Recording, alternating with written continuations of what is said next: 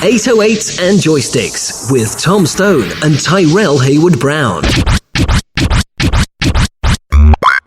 Welcome to 808s and Joysticks, the show that bridges the gap between games, music, season with pop culture. I'm Tairell, and joining me today, as always, is Tom. Yes, so we are actually recording this show a little bit earlier than usual. I mean, we've done this for the past few weeks, but we will be back to normal schedule and recording within the next 2 weeks, so don't worry, the next show will be all up to date. But that doesn't mean we forgot about stuff, and Nintendo Direct was this week, and we're going to give a full rundown on everything that came out of this Nintendo Direct. It was a 40-minute Switch announcement sort of Direct, so a lot of things. Probably one of the hardest Directs for a while still. Like, it's probably even harder than E3. Like, it's pretty hard Direct. Yeah, we got a lot of details about games people really wanted to know about. And a lot more details about games that have already been detailed before in Directs, but just closer to release date, we're getting more details again. So it's a good thing for Nintendo to be doing. They obviously know what they want from the games and what they want the audience to know before the game comes out. So, I mean, straight off the bat, the thing that we sort of had predicted before, a lot of people in the industry predicted as well, SNES games are finally coming to Nintendo Switch on the Switch Online service, and you can also get a SNES controller for the Nintendo Switch as well now. So they just know how to like bait everyone into like buying stuff, don't they? See, this is the thing though. I was having an argument with an older family member of mine, my uncle, and he was saying how us, the younger generation, are at fault for like the monetization of everything and like nostalgia and stuff. But aren't they the people that are buying these things, like these controllers and stuff? Why would a little kid be buying a SNES controller? Who's paying? There's obviously a market for this, and it always sells out. So who's buying this? We'd think so.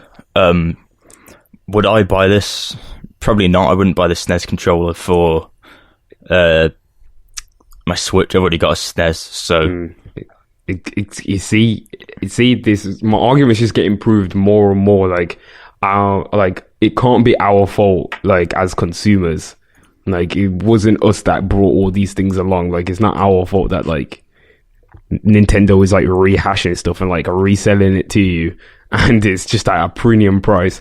I'm just saying, if we stop buying these things at these premium prices, they will put the prices down, or they will just think otherwise, or they will just give it to you for free. I'm just saying. I just wanted to talk about that because...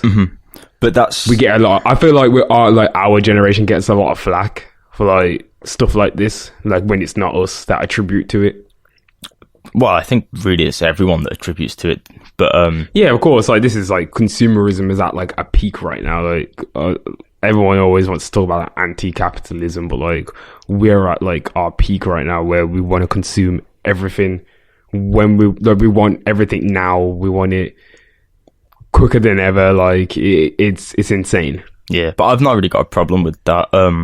And especially considering the lineup of games that they announced for Nintendo Switch Online.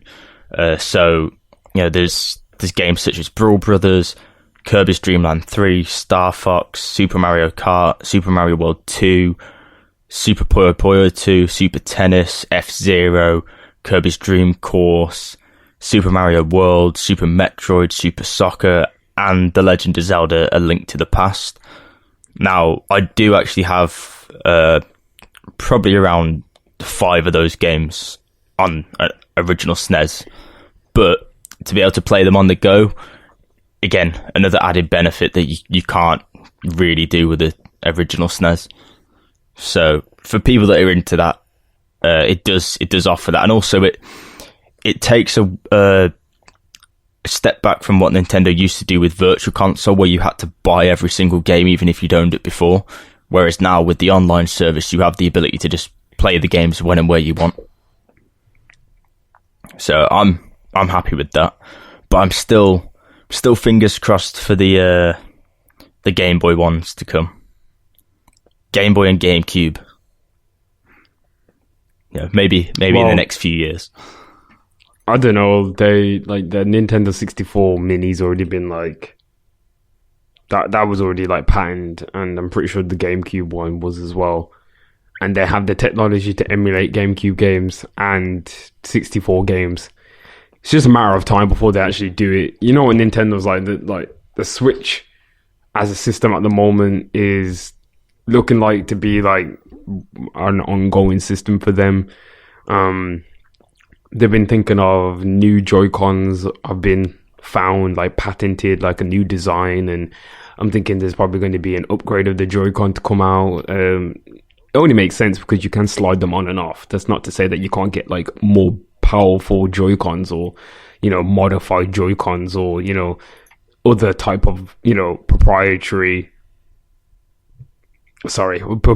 things to slide onto the side of the system. So yeah, I feel like if Nintendo just go at this pace where they, you know, they can essentially drip feed all of their old catalog back into the system. Yeah, they've got a long life just Nintendo system now. Like, this is your one-stop shop for everything. It's got a touchscreen, it's got motion controllers. It now also, I don't know if they've announced it yet, it now also has its own version of Wii Fit. Yeah, that was a very important thing as well. That was a weird video, that was. It was very weird though, yeah. That announcement video was odd because obviously the announcement didn't come yet. Like, it was just a bunch of weird motions and movements with this strange contraption that Nintendo have made again. Like, that's the thing about Nintendo. It's just always so wacky and like peripheral. Like, do you know what I'm saying? Like, it's so like, I think it comes from something like it's from their old stuff. Obviously, it's just from them being Nintendo. But doesn't it just seem like a little bit like, oh, that's just a bit gimmicky, but it works anyway? Yeah, like, do you know what I mean? Like, that's what I was gonna say. I think it comes from them originally being a toy company and just still having the knowledge there of toys and the background in that, and just messing around with certain stuff. I think that's why we get things like the Wii and the accessories, and then the Wii Fit, and things like the whatever that cardboard thing was called. I can't remember. You know, they did the whole cardboard thing for the Nintendo Switch. Yeah, I do remember. I can't remember. Was it Nintendo Labo? That's it. Yeah, the Labo kit, stuff like that. I think that all originates from them being a toy company and sort of still wanting to do that in a way, but, you know, having the games console, they're trying to put the two together, and there's not a problem with that. They're very successful in doing that all the time, but it is always weird. You don't see like PlayStation or Xbox coming out with some sort of weird contraption like a fishing rod or something to play a game with. Like, I think the weirdest thing we've got from them is like the PlayStation Move, the iToy, and like the Kinect, but none of them have really been that bizarre compared to like this weird fitness contraption you hold in your hands. It's basically just a normal fitness thing that you'd see in like a gym or a typical workout video, but you put the Joy-Cons in the side of it.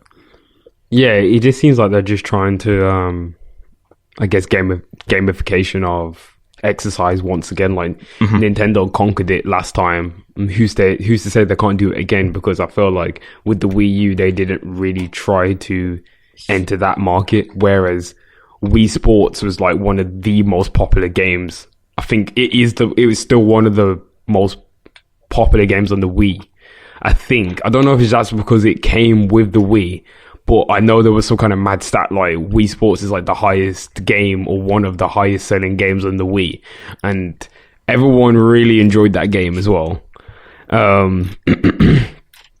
It was fun, it was simple, it was a fresh breath of air, like in a time and age where everyone was striving to make, you know, these amazing games. I think this is an era where we was just going on the tail end of the PS2 into the PS3, where like photorealism was at the peak and graphics was everything. So for Nintendo to come through now, I feel like they're approaching it with more of a way as like, oh, hey, we're not really trying to go for the kids market. We're trying to go for the adults who want to be cool with their friends and play a fun fitness game, like at the same time, like, or you and your group of like fitness buddies don't want to have to play a game. You can still do the workout like at home. Like, I feel like they're trying to go for a different market and a different audience, which is cool because it just goes to show that, like, you know, this whole notion that, you know, games are just for kids, and especially Nintendo as a brand and company is just for kids, is being shattered with things like this. So yeah, but again, that's what they tried to do with the Wii, and the Wii Fit is probably one of the most widely used things still. For older people, I know they still use stuff like that. You know, the amount of people that I know that go, oh, I've still got my Wii Fit, or I still use my Wii Fit. Like, do you?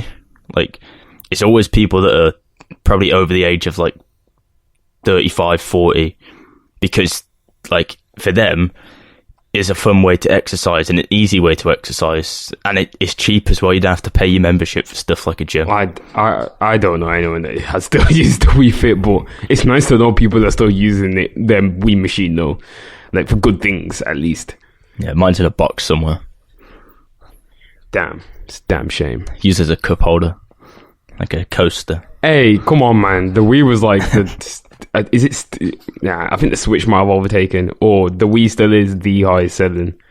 I don't know. I get confused because some people say it's the PlayStation 2, then it's the Wii, then some people are saying like the Nintendo Switch, but then the PlayStation 4 has sold the most out of this console generation. So I'm not quite sure. Either way, it's a classic console that is a classic console. It will go down in history.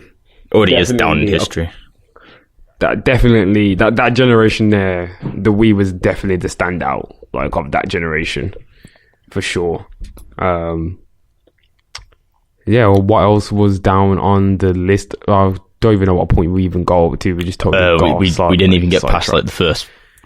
Jesus. So like we just need to just stop.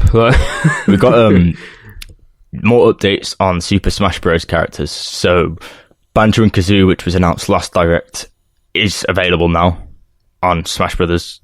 So that DLC is already out there. And then we also got confirmed Terry from Fatal Fury, who will be a fighter or a character coming to Smash Bros. In the next DLC. Smash Brothers has got Smash Brothers and Tekken are just trying to put everyone in the game. Mm-hmm. Like, they're just going insane at the moment, just putting everyone in there. I just don't even know who's next. I'm not sure, but the other thing they sort of announced was like a me fighter round pack, like a three round pack. So some of the skins that you can get in that for your Miis is Sans from Undertale, which is pretty interesting. Oh. Team Rocket, Mega Man X. Okay, that's hard. What's it? Sort of Mystical Ninja Gomon, like a lot of Mega Man stuff. So there's, you know, another Mega Man skin. There's a lot of stuff that they are bringing to the game that's like not necessarily a fighter, but like you can customize your character in a way that links to a brand as well. So you know, that's a good thing. It is the game that brings all games together, really, Smash Bros. And you know, that's what they've said they wanted to do, and they're continuing to do that bigger and better than ever this year. And I'm about to say, like, this is just the first wave of characters. Apparently there's going to be more DLC waves after that. So I was like, this is the first wave. I was like, there's so many characters already in the game. This really is like the ultimate Smash Brothers. Like, I don't think they probably can go anywhere else past the Smash Brothers, can they? Like, this is probably the pinnacle. The only thing that I think they can do is they can just put the balancing for each game in it. Like, when the last Street Fighter came out, like, for Super Street Fighter Ultra 4, you could play like the patch, like the balance fighting from each iteration of the game. So if you could have like a Super Smash Bros. Melee mode for like the melee player, so they can still play melee within the game, with the same rules and, you know, the same balancing with the characters. Same with Brawl, and same with the Super Smash Bros. For the Wii U. They could have like different patches and a different balancing for each iteration. That would be really cool, like feature to put in the game. If you really want to make it like the ultimate Smash Bros, like that is the end, that would probably be the way to end it. Yeah. Just want to sort of, there was a lot actually that I forgot, but another big thing, something you were excited about as well, Overwatch coming to Switch. Yeah, so it comes on my birthday as well. It does actually, yeah. Fateful. Yeah, it's just fateful. Like I don't know. It's new motion controls. It's like should I get the Switch on the birthday with the Overwatch? Nah, that's just stupid. But you can play it with motion controls. Yeah, I'm hearing like there's like new ways to play with like the motion controls. I was like, okay, this is the esports scene is finna be lit with the Overwatch now. Like we're gonna be seeing guys bust out moves with the motion controllers in hand, in game. I'm pretty sure nobody who's good is gonna like. It's definitely not gonna utilize that. But I say that there'll be someone on Twitch like number one in the world using motion controllers only or something stupid. It's doable. It's probably definitely doable. There's from the time when there's like, I think a guy was playing Overwatch on the dance mat, and he was also playing it on the Guitar Hero guitar. He's insanely talented. Like whoever this guy is, like he managed to just like make these things work with Overwatch and play the game pretty well.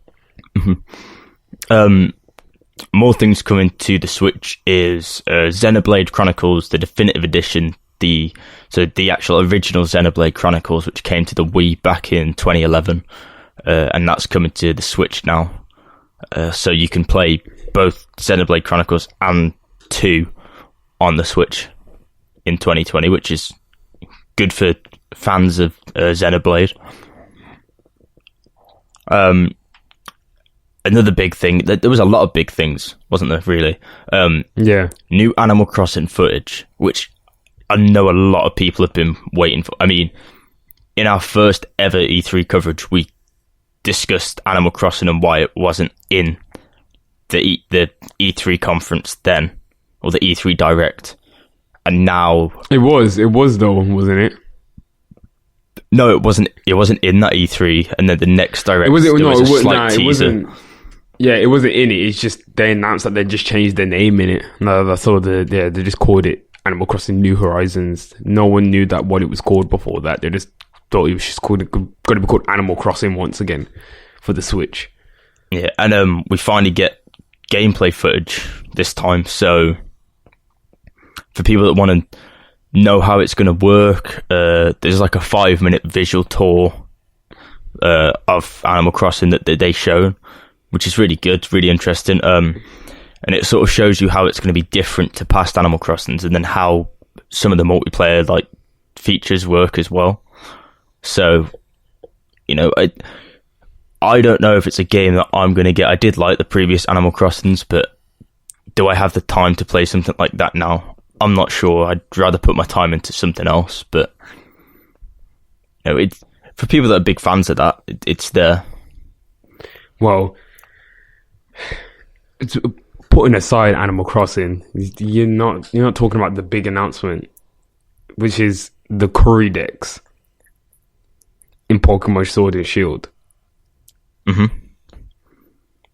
Why is there a curry rice mode that lets you make different curry dishes and save them to your curry decks? Because what is that? Because it's set in the UK, basically. Well, that's got nothing to do, dude. That's got nothing to do. Oh my god, the UK. That's got nothing to do with it. That has got nothing to do with it having a curry rice mode. Okay, since when has the UK got anything to do with the curry rice mode? Why are they going to put a curry rice mode in there, Tom, to save in your curry decks? We're forgetting how much the UK have influenced curry here. You know, Yeah, a very Balti. English version of the curry. The Balti tikka masala doesn't even exist in India. Why would? Yeah, 'cause oh my god! I'm about to have a heart attack. I don't. I don't know. Maybe you can cook a tikka masala in Pokemon. It can't. It doesn't exist. Like, it's not going to exist in Pokemon's world. I don't know why they've done this. The game doesn't seem like it's why are you adding things like this into the game for? I don't know, but it's. I'm not feeling the way how they're handling this game, in my opinion. I feel like it's been coming out for a long time, and it doesn't seem to be as exciting as I thought it was going to be. I'm not rolling with it at the moment. I know you are really on board. You're not really on board with it, but I know you like some of the things you've seen from the game. But I just think that this for Generation 8, the new Pokemon on the home system for the first time. Come on now. Like, really, like, it doesn't really look that impressive. They're starting it slow. They are starting it really goddamn slow though, man. Like, it's just, And also, it don't seem like nothing's exciting about the game. Like, they ain't no, like, I'm more excited about like these little side missions that they're doing, these little side projects there, like the Pokemon Home, Pokemon Bank, and but all these other things that they're doing. Also, Game Freak are working on another game as well. Little Town Hero. And that's ready. Yeah. And that's ready. That's out October the 16th. What the hell? Why is that game out first? What's going on? I don't know, but that looks interesting. It does look interesting. Also got music from the Undertale creator, Toby Fox, which is really interesting. They worked with him. It kind of makes me feel like we get some Mother, like Earthbound vibes from it. I don't know. It was just me. Mm-hmm. Earthbound, that's what Undertale was not loosely based upon, but like it was like a spiritual successor to Earthbound. So it's kind of cool to see his music being incorporated into a game like this. Mm-hmm. We have a Super Kirby Clash also coming for free. Well, it's already on the Switch for free. Free to start 4-player quest for loot. Supports a 4-player local or online co-op. So that's, good free game that they're releasing there. It's a first party free game as well. It's probably not going to be the best game that you'll ever play, but for a free game to play online or locally with your friends, there's no other way to get the most out of your Switch, really. Yeah. I'm trying to see what else is really down here as well. We have Luigi's Mansion 3 as well, the new co-op mode, campaign co-op, and Scare Scraper. So you can play up to 8 players competing in a battle to capture the most ghosts. So that's a really sort of interesting thing. It gives that game more replayability as well. And especially for something like the Switch console, it really does add to the multiplayer aspect of it. It's a fun sort of little party game that you can play. Yeah, what's good? They're doing a lot of stuff really to extend the shelf life of the Switch. By the looks of it, there's like a ton of games where they've like got DLC and stuff on the way in order to prolong it in some way to give it that extra breath of life. Like Tetris 99 has got some new DLC, and Nintendo games always have like a good slew of DLC after that, which is sometimes is reasonable. Breath of the Wild was a bit bullshit, but it's mostly reasonable most of the time when it comes to Nintendo and DLC. But we can have an argument about DLC. Is it reasonable at all? There's arguments on both sides. Mm-hmm. There's some interesting stuff that they did announce though, like ports and remasters. Oh yeah, I was just about to bring up the Doom 64 remaster, which is just obviously it's just Doom again in it. Like, what can you say? It's going to be fun. It's on everything. It's what Bethesda does best, is put everything on everything, because they ain't got nothing else to do better. It's, their games are trash at the moment, so might as well just release Doom again to make some more money. Like, so definitely I don't want to say definitely pick this up because you could probably definitely get Doom now for free, like online, like legally. You could probably download Doom, like the free version, or you can play an online web version of it. But if you do want to play it on your Switch, it would be pretty cool to play on your Switch. Mm-hmm. Yeah, the thing I'm looking forward to though is Star Wars Jedi Knight 2, Jedi Outcast, and Jedi Academy both coming to Switch as well. Remasters. Are those old games? Yeah. Very interesting. It is interesting because... oh shit, as well, and Trials of Mana and Divinity Original Sin 2 Definitive Edition. Mm-hmm. That's a huge deal for like RPG fans. Like they've been crying out for a Switch port of that game for Divinity Original Sin. So that's it. That is really that's a massive port right there. I didn't even know about that. I don't even play that game, but I've been following like the stuff around that game though. Like, and it's been coming out for a while. So, and like actual physical versions have been coming out for like a few years from Kickstarter, and the people have only just got them. So that just goes to show how that game was handled. Mm-hmm. We also have the Assassin's Creed Rebel Collection, which is why are they doing of this? Black Flag and Rogue. Why are they doing this? I'm not sure, but they keep re-releasing the Assassin's Creed. Like I never asked for Assassin's Creed 3 again on PlayStation 4. Who said that anyone wanted it? Where is Assassin's Creed 2 Brotherhood, and what's the other one called? The third one in that arc. Assassin's Creed 2, Assassin's Creed Brotherhood, Retribution. They need to do a remaster of those three, like from the ground up. The best Assassin's Creed in the series, those three, Ooh, in my opinion. Black Flag was really good. I'd see, but you know me, I don't really like pirate games like that. Unless we're playing on that Skull and Bones or whatever it's called. That game's dead in the water. Is it really? I don't know, but I'd not heard anything, so... Oh man, don't scare me. Well, I'm a little bit scared at the moment for all Ubisoft projects because I don't hear nothing about Beyond Good and Evil, and I hear nothing about Skull and Bones, but I hear a lot about Ghost Recon. To be fair, a lot about all these other bullshit projects that they're working on at the same time. To be fair, Ubisoft did come out the other day and say that they're not going back to making short games. They're going to keep making long games. So, by the looks of it, it does look like they are making long games with, more gaps in between when they're releasing games now, and they're putting more detail into them. So, the article as well. What Ubisoft was also saying is like we're essentially like, fuck all of your. We're making games that are live services, so you're gonna get one base game, and we may release some episodes and some levels here and there. I feel like a lot of people are gonna take the Hitman formula and try and run with that these days.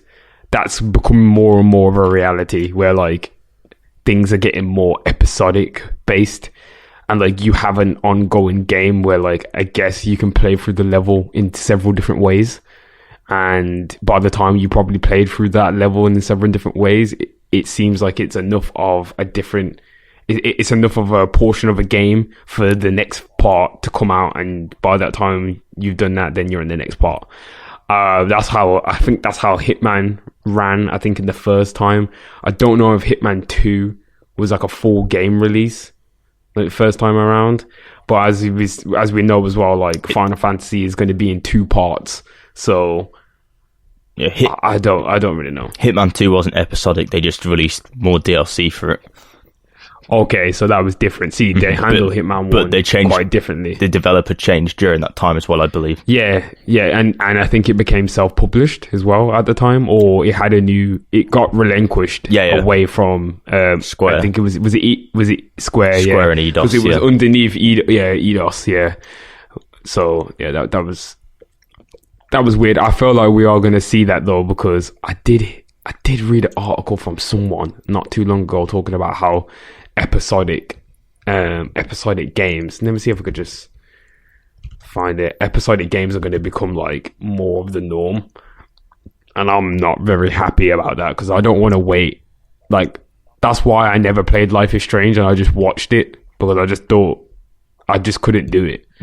Like, it was just too long. Like, it was just too long-winded for me to go through with it. And then, like, oh, you got the other episode. I just think that maybe it's sad, because obviously I would be interested in things like that because it's like a TV show, but at the same time, I think it's because I don't have time at the moment. Like, I always keep talking about how I just never have time for anything. Like, so to wait for an episode of something to come out, I might have forgotten by then. I might become disinterested. I might have something else to do. I won't have time. And then it just gets thrown into the backlog once again. And, it's just a forgotten game. So I don't really know how to feel about episodic games. I don't really mind them, but I think that the issue is that each episode is like a game in itself, so it takes so long to produce. Whereas, I'd rather they complete all of it and then release them on like say the 5 episodes, release one a week, so that keeps like the hype up, and gives you time to play it. But you don't have to wait that 6-8 months for the next episode or whatever, so it makes more sense to do that. But just sort of finishing up what we had announced and the rest of the stuff that was highlighted throughout the Direct. We got a deeper look at The Legend of Zelda Link's Awakening, the dungeon mode for that, which is really interesting. That's one of the best features that I've seen from that game. It's really interesting for me. Sort of more details on Trials of Mana, Dragon Quest, Rogue Company, which is a new game from Hi-Res Studios, Tetris 99, a bit more detail on some new content updates for that, Mario and Sonic at the Olympic Games 2020, which is obviously going to be a great game, as always. Daemon X Machina is getting a new demo ahead of its upcoming release. Well, it's not. Whoa. Hold up there, buddy. It's already released. Well, it's probably released now. Yeah, it's out. It's out already. Well, it's out in America, as I know of. Let me see if it's like. It will be out, I'm pretty sure, everywhere by the time that this comes out. It will be out. People are saying that it's good. People are saying it looks very good. And also there's an exclusive Square Enix RPG announced for the Apple Arcade. So yeah, there's that. Sorry, I just seen that on the side. I just had to throw it in. Yeah, it's interesting. There's a few more things that we've got to talk about in gaming. One of the main things that's come out in the past week is a weird one. We won't spend too much on it, but you put this in because you thought I'd be interested in it. But Civ 6 is having a Battle Royale mode now, which, in my opinion, as someone that plays Civ, I don't understand why a turn-based strategy game needs a Battle Royale mode. There's no need for it. Yeah, I just feel like... Civ in itself is Battle Royale, because it's the last one to survive wins. By the looks of it, though, I don't really feel like it's like a true Battle Royale. I feel like it's more of like a new game mode that allows the Civ game not to take itself so seriously. But surely they could have just used this opportunity to create a total new crazy like strategy game that focuses on being more like reckless, I guess, rather than, Civ. I felt like you can, there's so many different rules and things you can do in the game to actually, run a civilization, whereas like this is just like about war and death. I feel like, they could have actually made a whole game out of this rather than putting it in. As I said, it doesn't seem to fit into Civ, in my opinion. Obviously, I don't play Civilization. That's why I threw it to you, because you are our Civ like person. You play strategy games, you play simulation games a lot more than me, and I really like them as well. So I just know that you have a good knowledge and grasp, and I just feel like this is not something that you would see in these type of games. It's not something we'd normally see. But actually, when reading into the details of it, it does have similarities to Battle Royale modes. So it's got something called a Red Death, which is some sort of disease, I'm guessing, and that gradually moves over the map throughout the game, and you have to try and avoid that and get to the last spaceship on Earth to survive. So it's still got the Civ elements to it, where you have to fight people and try and overcome. Like, Civ's normally about trying to not be the best, but take over as much as you can and control and defend. Whereas this, you're not really doing that as much, but you've got to still try and move across the map to a certain area while avoiding certain things. So it has the underlying elements of Civ. It's slightly different. It is a new take. It might have been better to do a standalone game, but I think, to be fair, there's not enough in this mode for it to be a standalone game. I think it fits well into Civ, and honestly, like, it does look interesting to play. It's probably going to be one of those things that you won't play it too much, though, because it's going to feel very samey, whereas Civ can feel slightly different because everything plays out differently. Whereas with this, is this going to be more of like a, well, this is how the war is going to be. Like, the only thing that's going to be different is your battle strategy. Whereas in like Civ, it's like anything can happen type deal. Mm-hmm. So Civ's more, there can be several different endings to it. You can win in a variety of different ways. Whereas with this, you're only going to win by reaching that spaceship. So it's going to start feeling very samey very quick. Which is probably why I think they've done it as a game mode. But it's a nice change for Civ fans and Civ players. But overall, I think it's just one of those things that will probably become a norm for the series to have something like this every sort of generation now, or iteration of the game.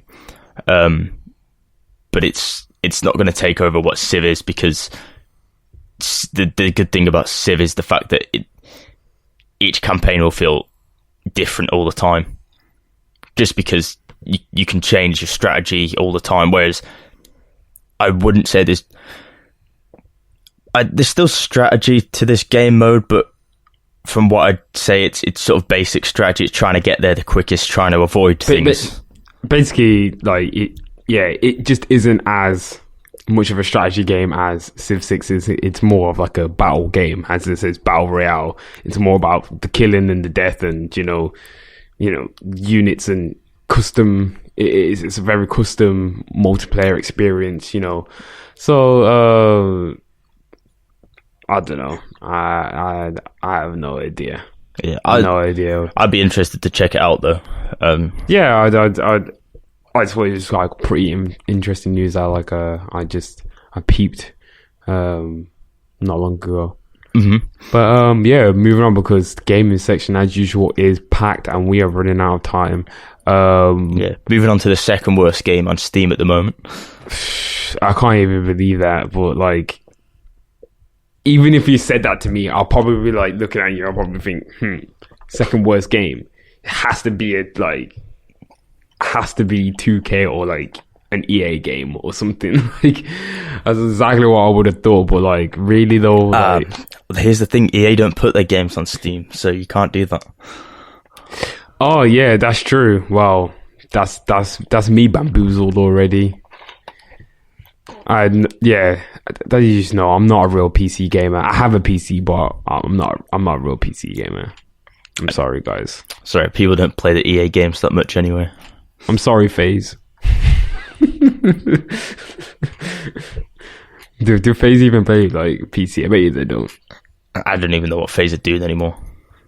I don't know. Is FaZe a lifestyle brand now? Like, what is it? Do they still play games? Do they still do COD videos? Like, these are all questions I would like to know. Is Lil Yachty really a part of FaZe? Is Offset really a part of FaZe? I'm gonna go with a no.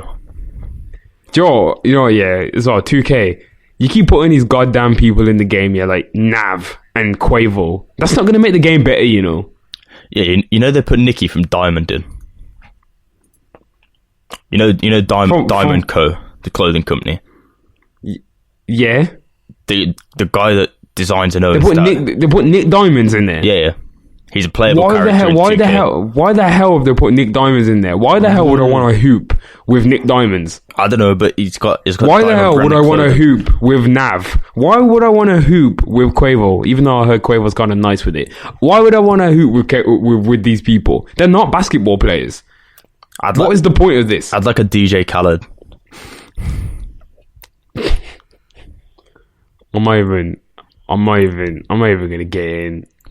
It's very silly. It's stupid in my opinion. I don't even know why they even bothered putting all that unnecessary extra stuff inside of the game, and then like the game comes out and it's trash.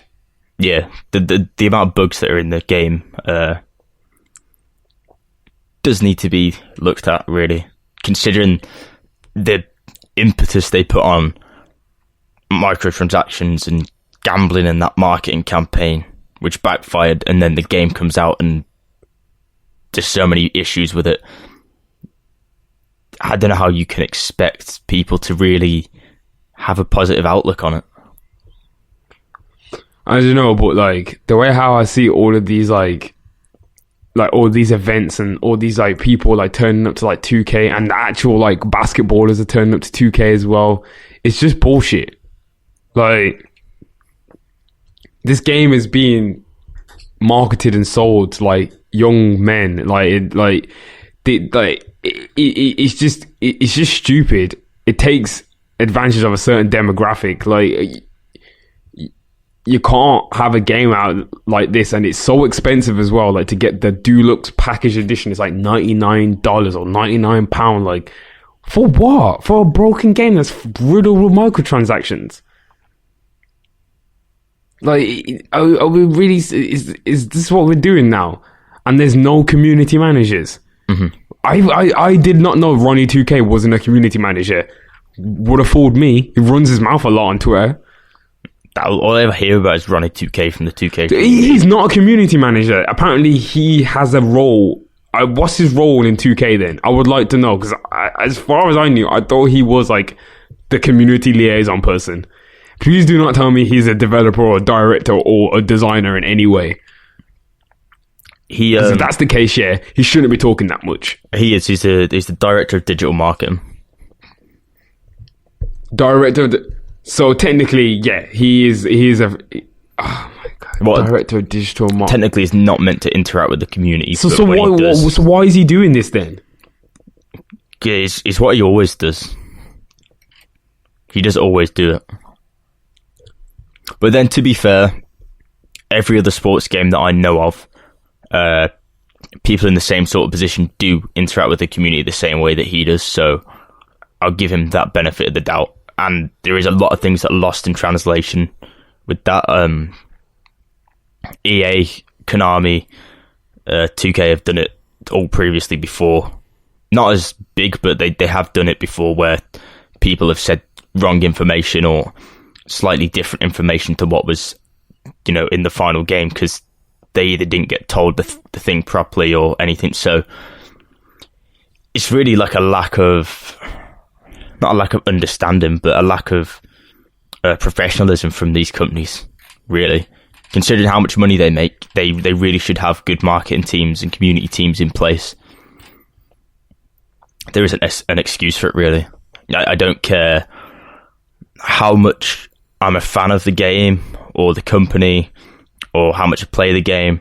There should be that setup in place for anything like this that happens. If there's a problematic launch, any issues with the game, there should be something in place for feedback and quick resolution of that, because people pay good money for it. And especially when the games are riddled with microtransactions, there should be some sort of, not compensation, but compensation in the form of a quick resolution to fix it.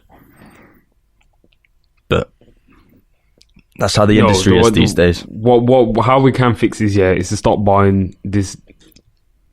Sorry to say, this bullshit. Just stop it. Just stop buying it. This is just the only way to really fix it. Like, every year people complain, and the consumer or whoever's buying this is doing the same thing.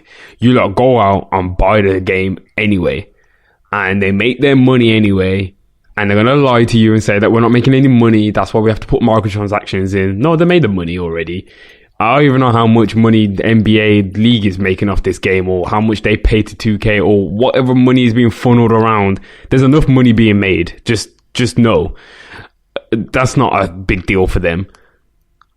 But it's the fact that you're buying the game every time anyway, just to see if it's going to improve. They're liars.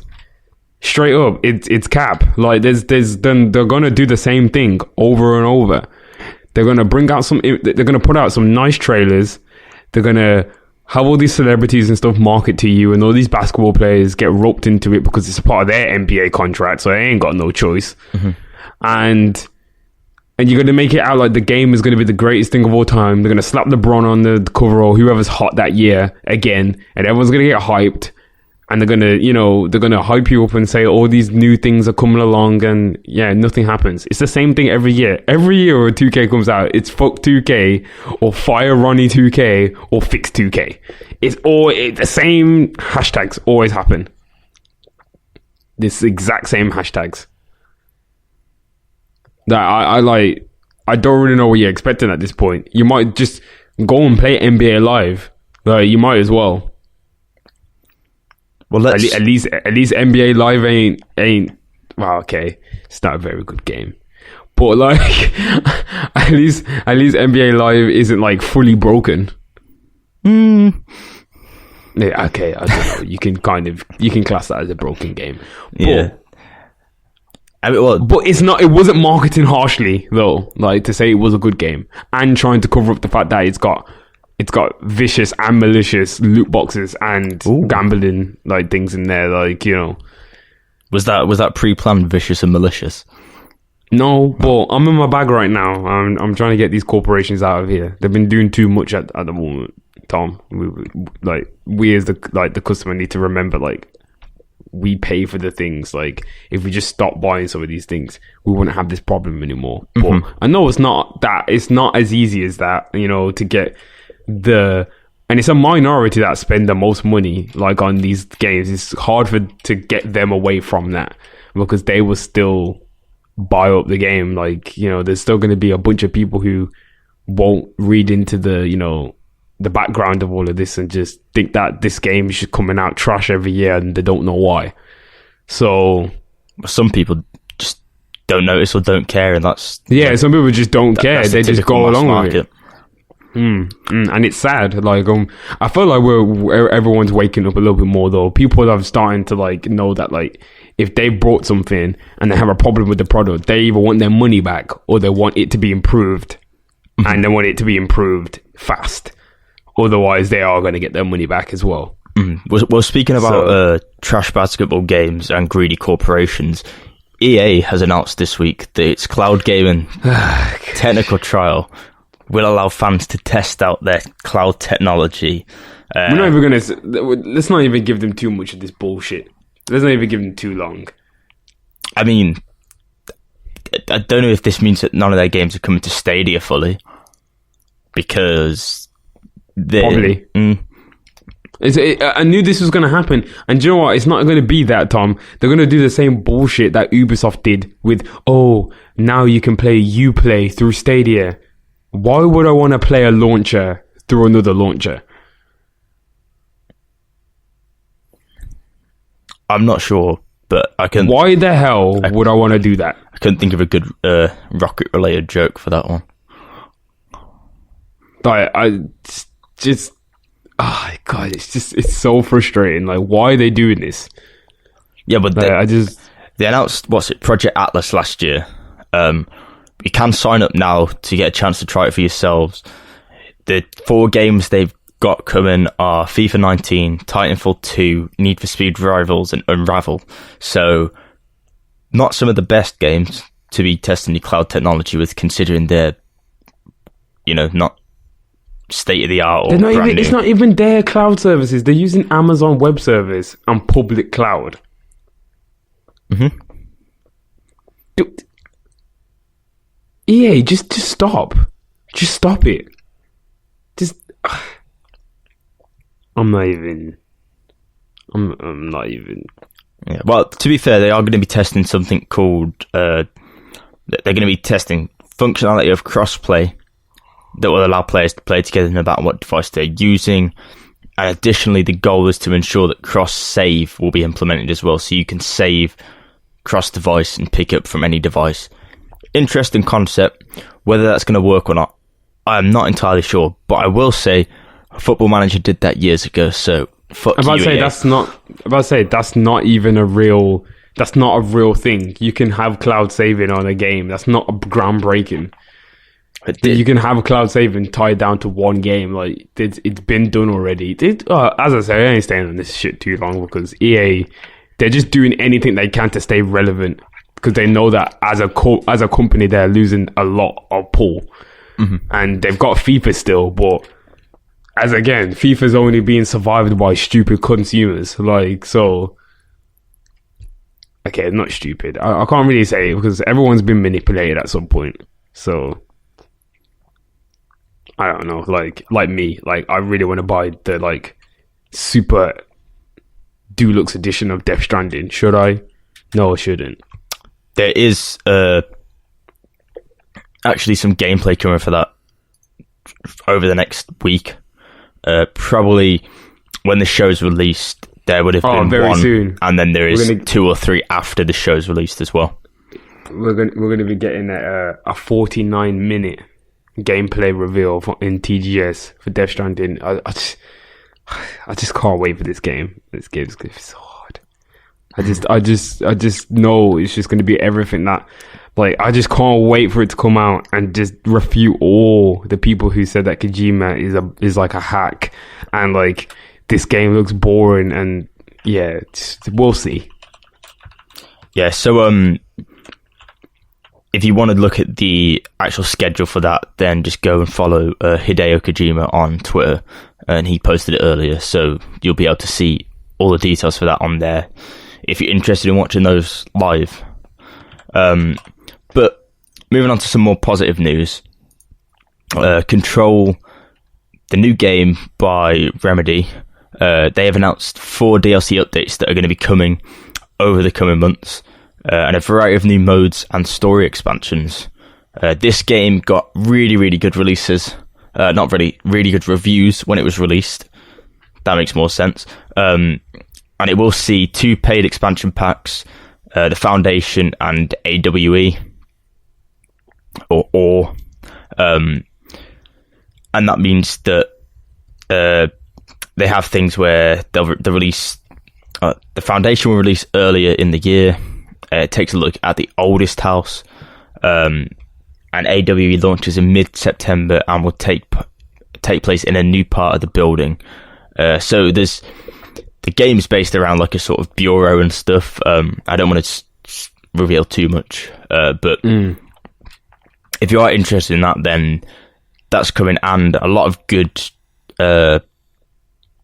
content is coming for that as well. Considering the game was really good on release and got positive reviews, and they've got a lot of content coming through it in the future, so you'll definitely get your money's worth. But interestingly, this is the most interesting part of this. The or AWE artwork features 3 initials split horizontally. So the AWE, so from Control in the lower half and the cover, and then another Remedy game, Alan Wake, in the top half, which features Alan shining a flashlight straight ahead. So, does this mean that this DLC is going to be a crossover between Control and Alan Wake? It's something that I am personally really interested in. I've wanted to play Control anyway, but being a big fan of Alan Wake and now seeing the possibility of a possible crossover, because we know Remedy now have the rights to Alan Wake back. About saying it like or as well, like that could just be abbreviated for Alan Wake Experience or Alan Wake Expansion. Ooh, who knows? Who knows? That actually might be Alan Wake Expansion. Joe, yeah, this might be. I feel like it's probably. You see, it says altered world events, but come on now, that could easily just be. That could also be abbreviated into Alan Wake expansion. Like that can't be a coincidence. It could be a coincidence, but yeah, it makes sense. It does make sense. It does make sense. I do like the art. The artwork is definitely giving off Alan Wake vibes. So yeah, I'm rolling with it. I want to get Control as well. I heard the game is very much stable now after like a stability patch was introduced into the game, and that's not to mean like, you know, it wasn't very good. It got like shitted on as soon as it came out, and a lot of people really, really hated on the game and said that it was really unstable, and now it's been fixed. So that's a really good thing. And you know, this is like a one-off game. Like this is a totally different kettle of fish when it comes to like a 2K, which is like an ongoing year-by-year game. Like should not be getting like it's something that comes out every year without fail. They should know to like make sure the game comes out well, whereas this is like a brand new IP. And you know, in this day and age, as I said, that, you know, you said before, developers are under pressure to make games faster, and you know, there's no margin for error as well in this kind of like climate. Have to bring out things like precisely Bridging the gap between music and gaming. 808s and Joysticks.com. Moving on to TV and film now. Well, sort of still sticking to gaming for the first little bit, because Apple did announce a few things this week at their event. So we got Apple's Arcade, the upcoming game lineup for that, which is pretty impressive. It's $4.99 a month. Interesting. But it does include things like Rayman, Pac-Man, Steven Universe, as well as the Square Enix RPG that you mentioned earlier from the creators of Bravely Default. So, you know, it's not going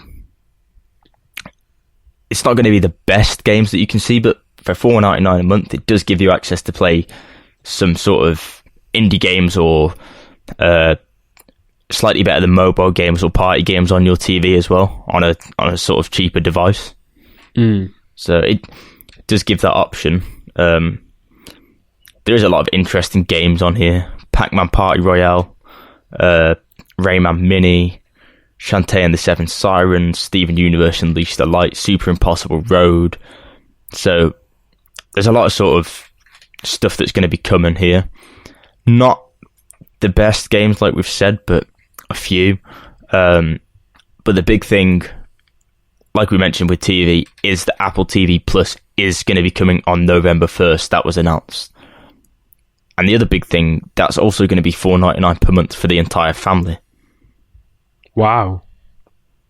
So you can share that up to 6 people on family sharing. That is just impressive. Like we should just get one. Just off that alone, that's just great. So 6 people can share the service for $4.99. Mm-hmm. That's really good, and it can be played on Apple TV and the Mac OS as well. Mm-hmm. That's crazy. That's really good. Or on any iOS device as well. That's really, really cool for like anybody who's looking to do like a bit of affordable gaming. Like, you know, you're down on like money and you can't really afford one of the big services at the moment or anything. Like $4.99 a month is quite reasonable to still play some really cool games from, you know, reputable publishers and developers. So, and you'll probably find some really like cool smaller titles. Like it's kind of sad because I feel like I miss out on some of the smaller titles these days, and I feel like this would be a nice opportunity to play some of these smaller titles for like just for paying like a fee like per month, and especially it's for like up to 6 people. That means like you could play it, like we could share the account, and, like Jody can play it, and like other people can play it as well. Like it'd be pretty cool. I'm not sure if the Apple Arcade is actually for family sharing, but Apple TV Plus is. Oh no, the Apple Arcade is also. It's also for, yeah. I think it's also for families as well. I don't know though. I'm looking at it now. Might not be able. It doesn't really say. It doesn't say. There isn't much detail on it, but no, there isn't. It doesn't say. But if I'm wrong, then I take everything I just said back. Or like, if I'm right, then yeah, it's a really good opportunity. Either way, $4.99 a month is quite affordable for like a bunch of like little games that you could play like on your phone or whatever. Like, say for example, that's your main like way of playing games instead of like dropping. You know, I don't know how much mobile games are these days. A lot of them are free to play. Probably around $4.99 for decent games. Yeah, so you know, you've got all these cool games, and you'll get like new exclusive titles as well. So, and free of microtransactions as well, and playable without an internet connection. Mm-hmm. So that's really sick. That's a really, really cool little feature there as well. Because Apple can afford to do things like that. To be honest. So yeah.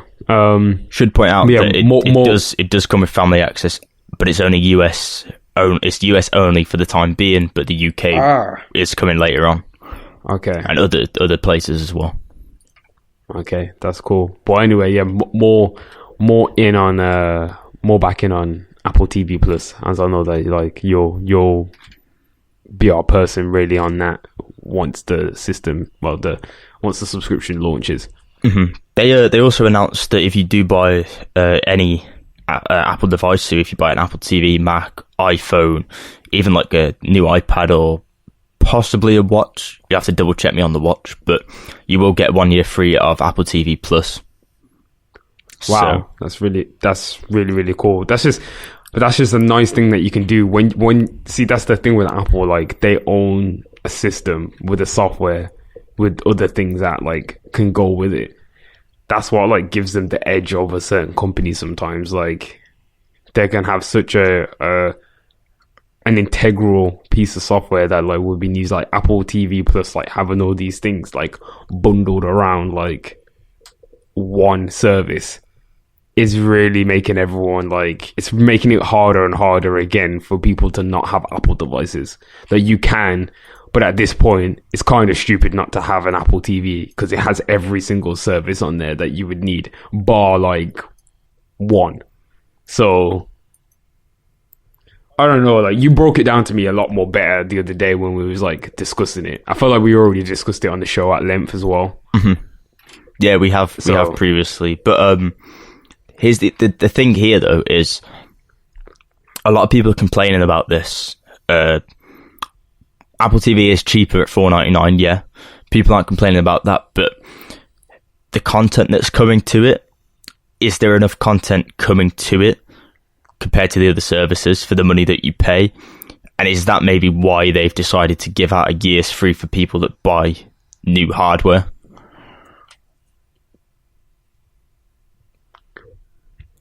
Yeah, I was also looking down. I was looking down this like lineup of like on Apple TV. What are we actually supposed to be getting from this like service? Are we getting stuff like straight away? Like, is there going to be new things coming out like as soon as? Like, yeah, to kind of compete with Disney. When it comes out, we are getting stuff straight away. Yeah, they previously announced a lot of things. So we've got the Jason Momoa series C. And then we've got Oprah obviously going to be on there. There's a lot of sort of decent content that's coming. But whether it's up to par with, say, Amazon and Netflix, who have been doing this for a while now, and obviously Disney is Disney's business, really. Disney are the forerunners in this.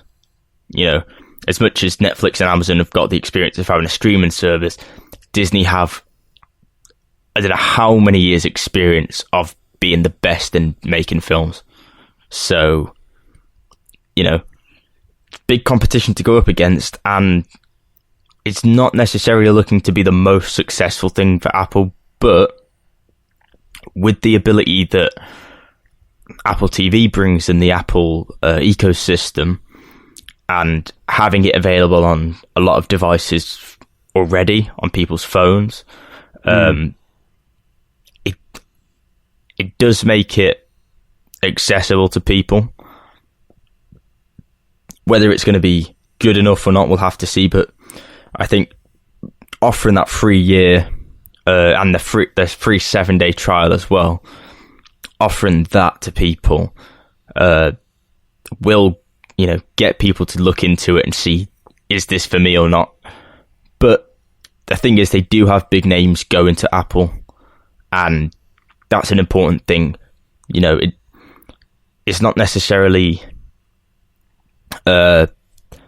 taking from something else. It's original content, but it's big names coming from TV or films that are coming to then create original content exclusively for Apple TV Plus.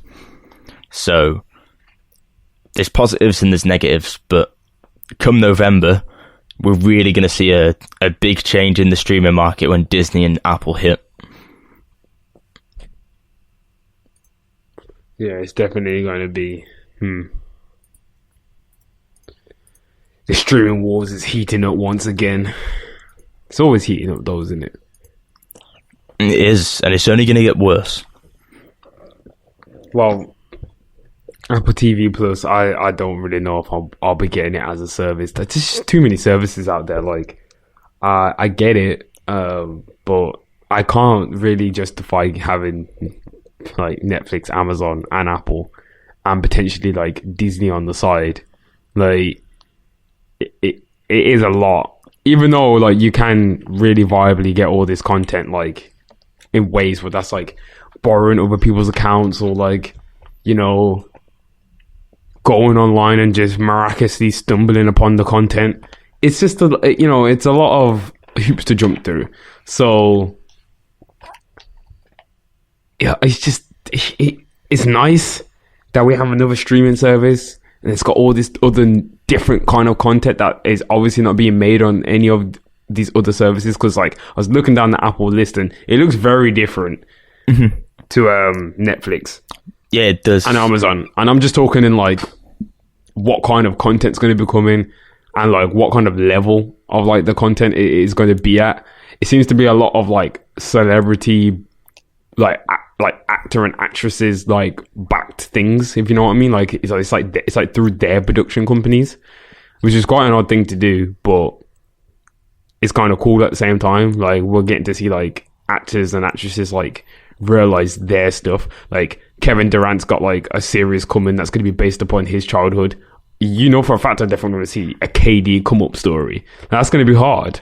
So like, to see that Kevin Durant is actually involved in the making of that as well, that's going to be interesting. And it's going to be like a drama comedy about basketball. That just sounds really cool. So that does sound like it's going to work, but we'll see. What, you don't think it's going to work? A drama comedy about basketball. I don't. I feel like, you know what that sounds like? Joe, who should play the lead role in that? Who? Ronnie 2K. I think he'd fit perfectly. Nah, I feel like a KD. I don't know if it's going to be a drama comedy. I might be talking shit for that one. I feel like it might just be a basketball drama. But either way, it's going to be about KD's life. There's going to be some comedy in there somewhere. Personally for me, I love those sort of films. I do watch a lot of the basketball films like that. Okay. It's a drama series, live action drama series game. So like, it's inspired. I don't really know what they mean by that, but it's inspired by events from like, oh.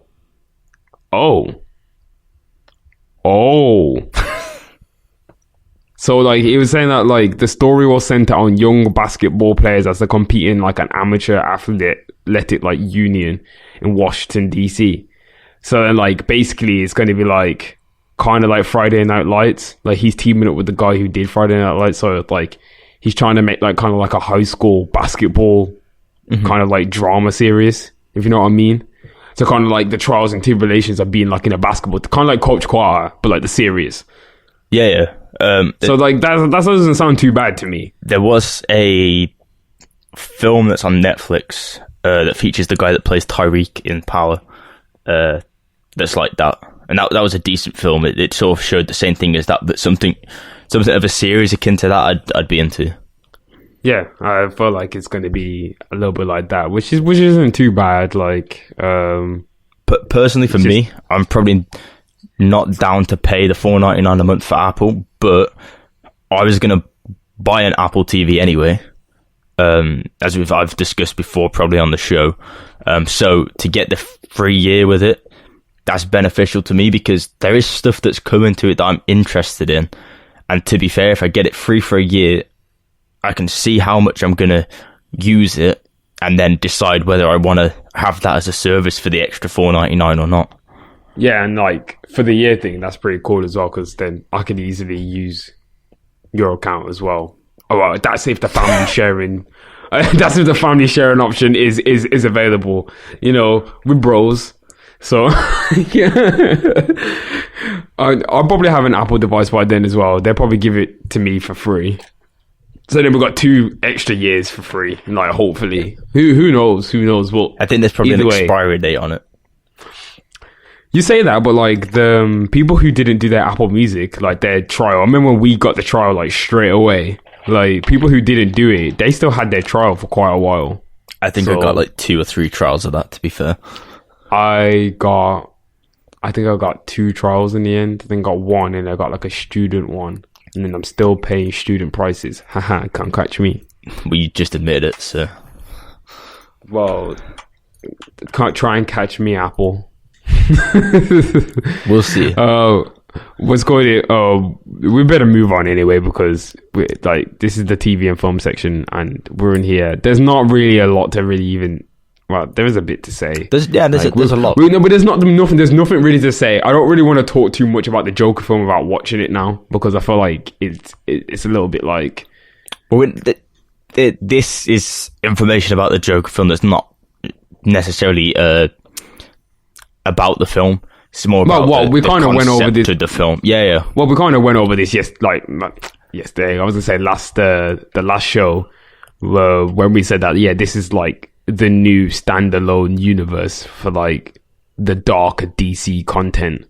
So, but yeah, I know you've got like a little section here on DC that you was interested in, you wanted to get into. So yeah, so what do you think about this then overall? Now that it's been, you know, kind of talked about in a more in-depth setting, and also the fact about Rob Pat becoming Batman potentially. I think it's confirmed, isn't it? It is confirmed.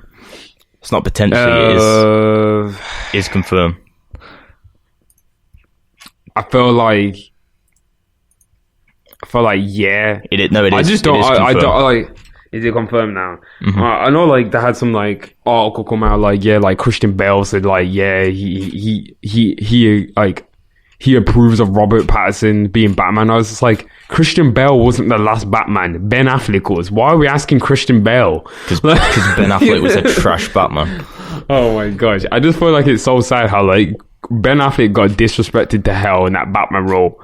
Said, hey, alright, I know the film was bullshit, like Batman and Superman was real terrible. I'm gonna bankroll the film, I'm gonna put it through my company, I'm gonna direct the film, star in the film, do the theme tune, write the theme tune. You know, he was gonna do everything, yeah.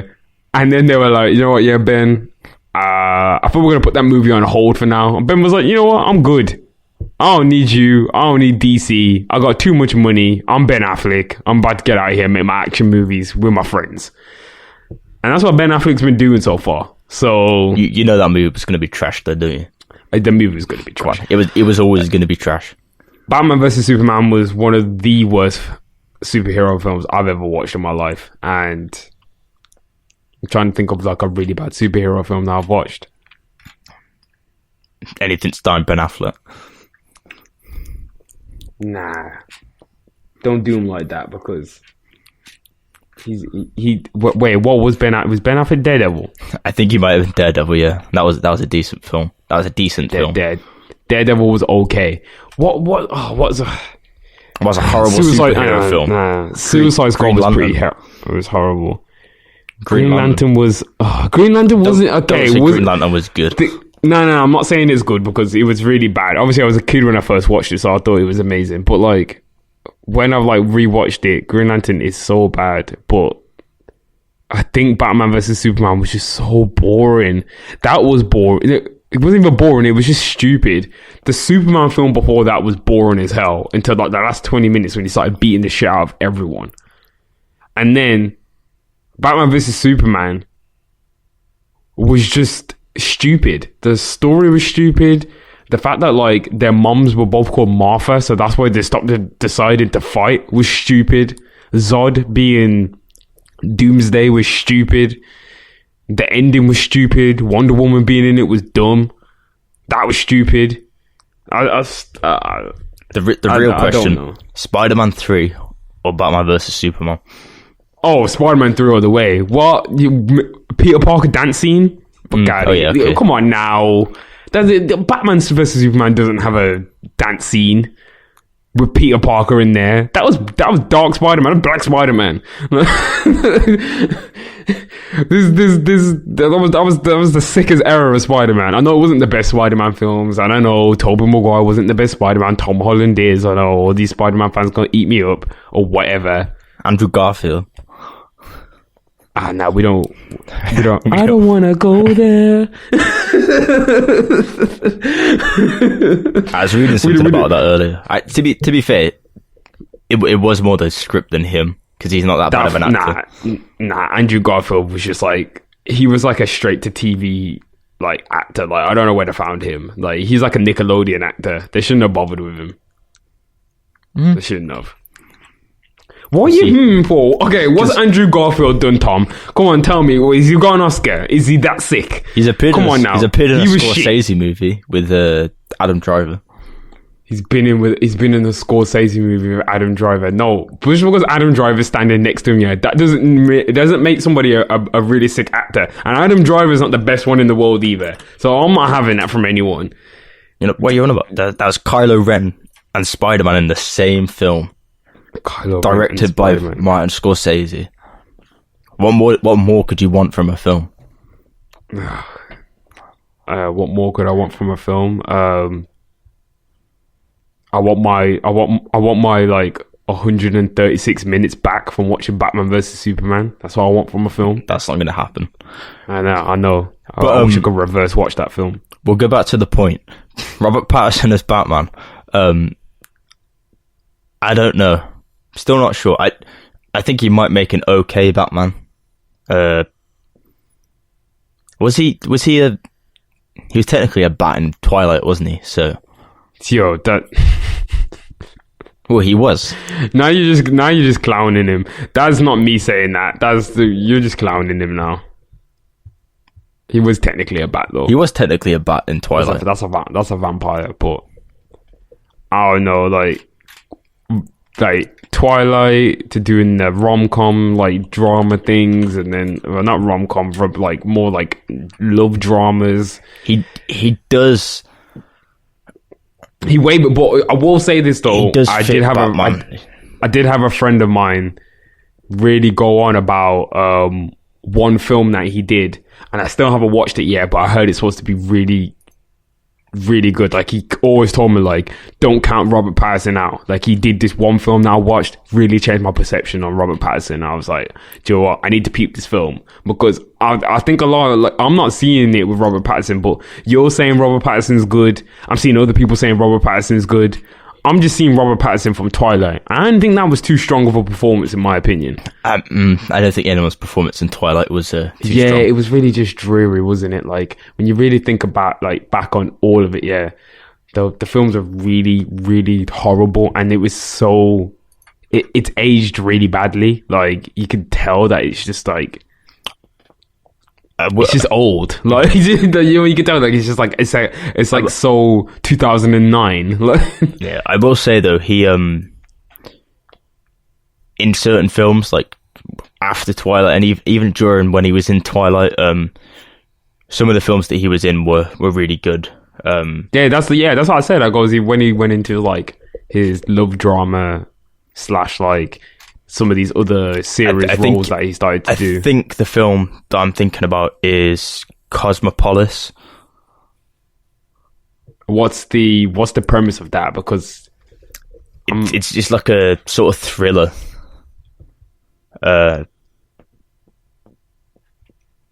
He's like a asset manager. It's quite a serious role to a degree. This might be the one, you know. Yeah, he plays quite like a serious role in it. So is it almost like kind of like a little bit like a mafia, like assassin type deal, like it's a bit like a crime type film by the looks of it. Yeah, a little bit. It's something akin to like a, I don't want to say like a young Batman because it's not, but if you watch that film, you could see signs of how he could potentially be a good Batman. Oh, you mean like a different take on Batman? You mean like kind of like living off the whole I'm a young billionaire. Like, yeah, but I'm damaged. Yeah, like, his acting style, and that was, you know, he has a bit more about him to a degree. Maybe that's what somebody's seen, because like there is a film that definitely people keep telling me to watch and I can't remember it. That's probably the one. But I think he'll do a good job as Batman. The first time you see it, it doesn't make that much sense. But when you do look into, you know, the similarities between Christian Bale and him, in a way, he does look like the sort of type you'd expect Batman to be, because while he's 33, he does have that younger look to him as well. And he's not like the biggest, buffest guy in the world, but I think that's fine, because Batman's not meant to be like The Rock. You know, if The Rock come out and was playing Batman, then okay, like I'll be asking, when are we getting Fast and Furious Batman? Because you know, that's not what Batman is. But like everyone remembers Batman as Christian Bale, really, because of the Dark Knight films. Yeah, Christian Bale. Like everyone always like. It's really hard to think of someone before that, apart from like Adam West. But everyone always forgets about. Even I forgot about him now. Oh gosh, who's my man from the Batman film that was like done by Prince? Like Prince did the soundtrack. Batman film. Damn, what's his name, man? Michael Keaton. Oh yeah, Michael Keaton. Yeah, Michael Keaton was a big Batman. He was pretty. Probably. Oh, and how could we forget as well? Val Kilmer was Batman as well. Yeah, again, doesn't really do it as like Batman for me. Nah, yeah, that's because he wasn't really Batman like that. Like, it was. Adam West is like the last Batman, but that's because he was just a goofy as fuck Batman. Nah, he wasn't the last Batman. Like, people definitely recognize like what's called it, Clooney as well. How can we forget? Clooney was Batman. I think sort of the Batman I know now, or from what I've, you know, keep in mind, is obviously the Christian Bale Dark Knight movies. No one's remembering Ben Affleck was Batman, and then you have like the Gotham series, if you've ever watched Gotham. So if you ever watch Gotham, you'll know that there's a young kid in that plays Bruce Wayne. So that's what I'm sort of seeing, and between him and Christian Bale, Robert Patterson fits that category, so I think he makes a good fit. And I think he could play a serious role as well, but he does offer that other side to him. So I do think he'll make a good Batman. That's my opinion. And the other thing, have to see. Yeah, the other thing is I'm excited about this, the Joker film. Obviously, we don't speak too much about it because we have already, but just quickly, Todd Phillips was asked about it before, and he said that it's not really connected to any DC universe. He intentionally didn't want it to be, and he said the original idea that he went to Warner Brothers with was the idea to not just have one movie, but like a label, a sort of side label to DC, where you can do a sort of character study, low rent, low budget movie where you get a filmmaker to come in and do a deep dive into a character. And that is what I really love, because to me, that's what DC is. And for DC to do more stuff like this, well, it's just what I've been saying to do for years. Mm-hmm. Just do what you've been doing with your animated films. Just do the one-shot series of the animated film. Just make films of them. Make real-life films of these stories you've already adapted. You've already adapted it into key frames. You can literally, shot for shot, try and direct the film back into it. Like, come on, people. Like, it's not difficult. I don't know why they keep trying to chase Avengers. Like, Marvel is it's different over there. It's a different universe. They've got different rules. I just don't know why they thought that they could chase the MCU success. Mm-hmm. Well, talking about the MCU success quickly, the Sony boss, Tony Vinciquerra, has now said that the door's closed for the moment between Sony and Disney for the Spider-Man deal. But he did say that it's a long life, so it could be open again in the future, but probably not the near future, I'm guessing. So, unfortunately, Spider-Man isn't going to be in the MCU for much longer, and that's a shame, really. Big shame, but, you know, Sony do what they want to do, Disney do what they want to do. They both made bad decisions, both obviously want more money or less money, so we're not going to get that. Yeah, and also, I didn't know Sony was handling, like, the superhero, like, you know, the one on Amazon, The Boys. I heard that's been getting rave reviews. Mm-hmm. I didn't know Sony and Amazon were handling that one together. I didn't know that was like a partnership. I didn't know that either. So, yeah, there you go. It's, are we going to see... Well, I think Spider-Man will be fine. I was talking about this with my uncle not long ago when we was also having like discussion about like generations and stuff like that, and I think Spider-Man is in an okay position at this point. We had a good slump with like the Amazing Spider-Man films, but like having Kevin Feige on board, they're saying like taking him out of the equation is going to make the films bad and like Spider-Man bad, but you seen what they did with Into the Spider-Verse. I think they'll be fine. And also Venom, you know, contrary to belief, Venom did well. It was not a great film though. It wasn't a great film, but it did well. It did well enough for people to enjoy the film, and that's all they need. They don't need the core fan base. Everyone needs to forget about the core fan base. They're never ever thinking about the core fan base. They're thinking about who's going to spend the most tickets, who's going to buy the toys, who's going to buy the stuff, who's going to buy the kids the toys, who's going to buy the games for the kids, who's going to buy those games. Just think about all of that kind of stuff around it. That's what makes the money as well.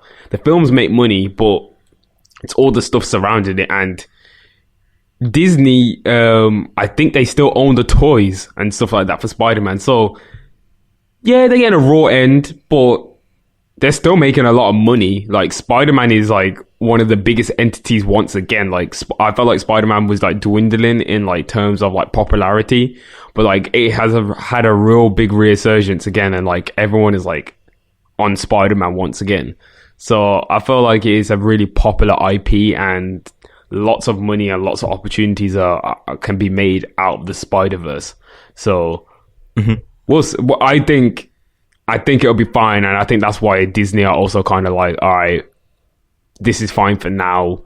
We'll see. I would say give it like maybe a year or two, we'll see how some of these next Spider-Man projects go, and if they're not going as well, I feel like Sony may try and strike a deal with Disney once again if they can't handle the universe. But at the moment, they seem pretty surefire that they can. So we'll see. We will see. And then the probably biggest release, horror-wise anyway, the biggest release so far of the year, is It Chapter 2, which came out last week. Now, that's done really well. It's the second biggest horror opening of all time, only previously behind itself. So, you know, it earned an estimated 91 million box office debut, with the first film back in 2017 earning 123.4 million. However, I've seen a lot of mixed reviews for this film now, and I was really excited for it, but it has got really sort of mixed response. It's averaging on around 64% on Rotten Tomatoes, whereas the first film got 86% average. So what you're really seeing here is the sequel curse, you could say. I don't know if that's what you want to call it. Well, I've got really nothing to say because I've not seen the film at all. I haven't seen the first one. I don't really mess with clowns that much like that. Happy for the success. The film looks hard. I hear hard things about the film. It looks very terrifying. But like, yeah, I have actually heard that, like from other people saying that, yeah, this film isn't the best, and the follow-up wasn't the best. And then some people are like, oh my gosh, like, it was amazing, it was like really crazy, it was one of the best like horror films I've ever seen. So like, the first one, I will say, first-hand experience, was really, really good. One of the best horror films I've ever seen.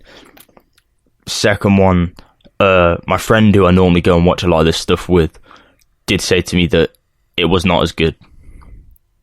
So I've heard that first-hand personally off probably about 4 or 5 people.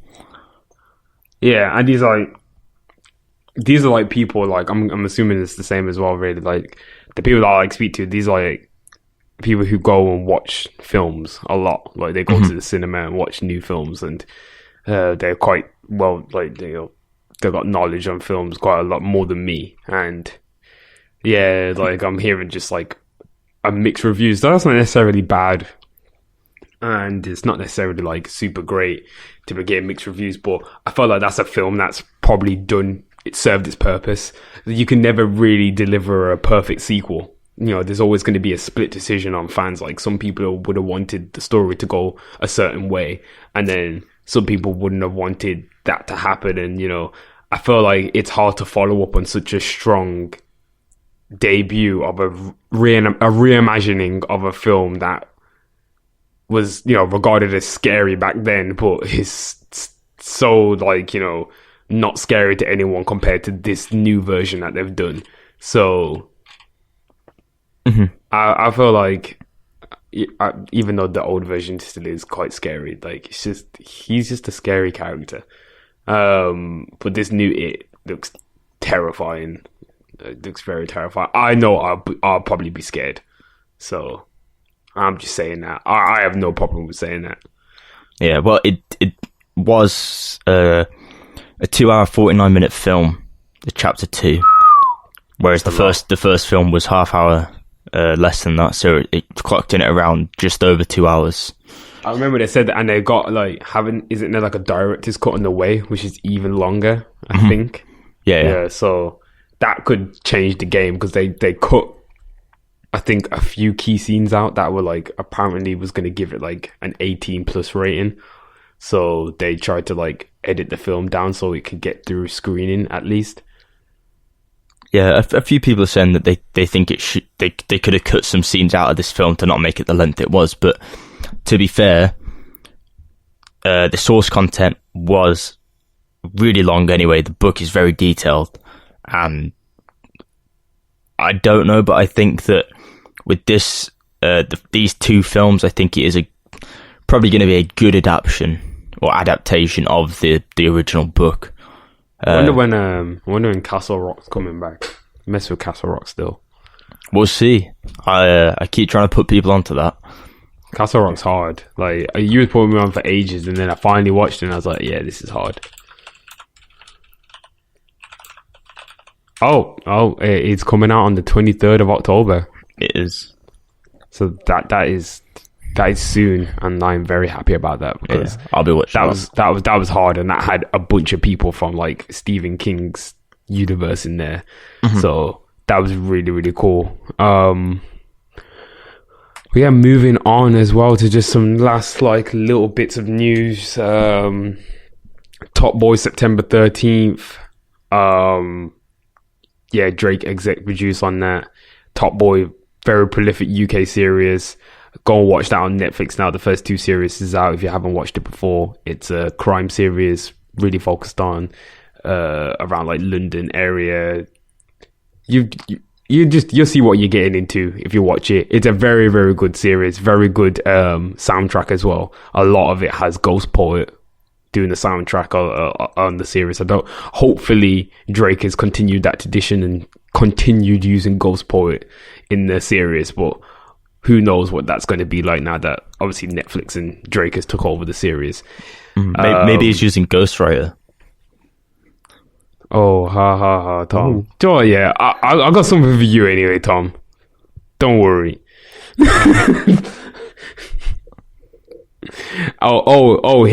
the thing that I've got for you, Tom. The Disney Plus service. Oh no, finally got their first thing already cancelled. How are they cancelling things before the services even come out? I'm fine with that. Oh, you're fine with that. Of course you're fine with that, because you've got no response to this. Why are they cancelling content before the services come out? The service is not even out yet. Because it's the Muppets, and the Muppets... Why did they announce it in the first place? Don't ask me. I'm a Muppets fan. I wanted that. Yeah, but you can't do Jim Henson. You can't redo Jim Henson. Jim Henson is a legend, and you can't... You can't redo Jim Henson. So what have they been doing for the last 3 Muppet sequels? They were trash, so... Exactly. So why announce this Muppet sequel? This reboot of the Muppets, you know. Not even a sequel, a reboot of the Muppets, you know. And the pilot's been in work for some times, but like... Disney owned the Muppet Studio, and like there's a discrepancy over the top brass and the creative writing team, and they just wasn't going ahead. And yeah, I guess that's the end of the Muppets for now, anyway. But I just feel like it just looks a little bit strange that Disney Plus are already, you know, cancelling projects, but announcing even more reboots and revivals, like more than ever. But like, I really think the Muppets is quite a big IP to like get rid of, like out of nowhere. Like, it's contrary, like, you know, as much as people say like, you know, you can't do the Muppets like Jim Henson. They just did Dark Crystal very well without Jim Henson. So, yeah, but that's Netflix. Yeah, and this is Disney. This is the machine. Like, this is the overlord. Like, they should have been able to pump out at least one decent Muppet thing. Why can't they do that? That's not saying they won't, though. That it's just saying that, you know, the reboot that they had planned, the actual Live Another Day comedy series, which takes over from the film Muppets and Take Manhattan, isn't going to be coming. So that doesn't mean that there's no Muppets thing ever coming. No, I know that, because apparently there's like a short form like Muppet series still coming, but like I feel like I'm obviously, I really don't care about the Muppets. Like, I stopped caring about the Muppets when I was a kid. I think it was just, doesn't serve a purpose for me anymore. I don't know who the audience is for the Muppets anymore. My dad. I don't know if kids even like it anymore. So I'm not quite sure. I'm just talking about Disney Plus as a service, and I just think it's a little bit funny that like things are being cancelled already. I wonder what's gonna happen. Like, is this gonna happen again? We'll see in it. Like, I'm just saying it. The service has itself like cancelling its own content already. that ain't shaping up very well. Do you know what I'm saying? It don't look good, in my opinion. That's all I'm saying. I would take another Jason Segel Muppets movie. I would take nothing. I would. Doesn't matter who's on it. Like they put Ricky Gervais in there, for God's sake. Like, why are they putting Ricky Gervais in a Muppets film? He don't belong there. He does.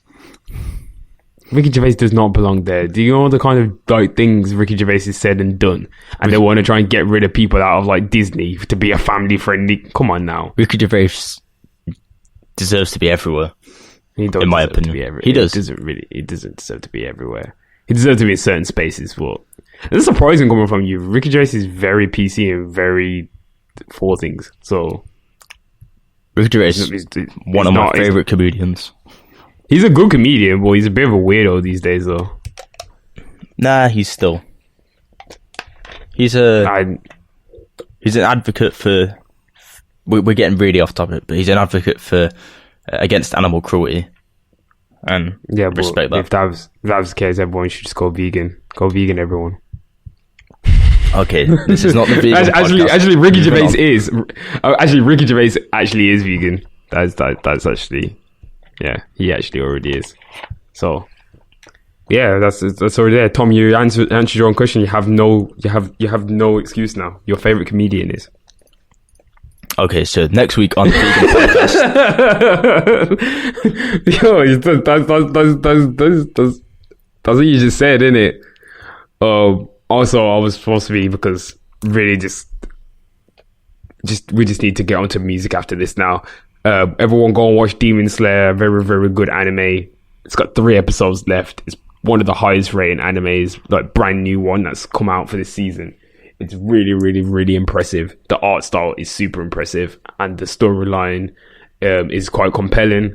Reminds me of Hunter. Has elements of like such anguish in it. Like, it's got such scenes where you just like, it's just so gory and so like uncomfortable to watch. It's a very good series, so check that out. Also, Dr. Stone is really, really good. That's another anime that I would say like reminds me of Hunter in a sense, but more of like this Netflix series that I watch called Seven Seeds, where like people start off, they're restarting civilization again. Dr. Stone, it really has like kind of like the same premise, where like he wakes up in a stone world thousands of years later, and he has to try and figure out civilization from the ground up, with his 2 close friends. So like it's a really good series, but it's not as straightforward as that premise. I've really left out so much because I don't want to spoil it for anyone. And it's a true story as well, biographic based on my life. So if you want to know more about me, then. Yo, oh my god, you're actually such a narcissist. Like, I just forgot his name was actually Dr. Stone. Like, Tom, get out of here. Just, god. No, it's not a biography. You're confusing the audience now. It's an anime series called Dr. Stone, not Tom Stone. Dr. Stone. Don't listen to Tom. Just don't listen to him. And as that being said, we're moving on to the music section.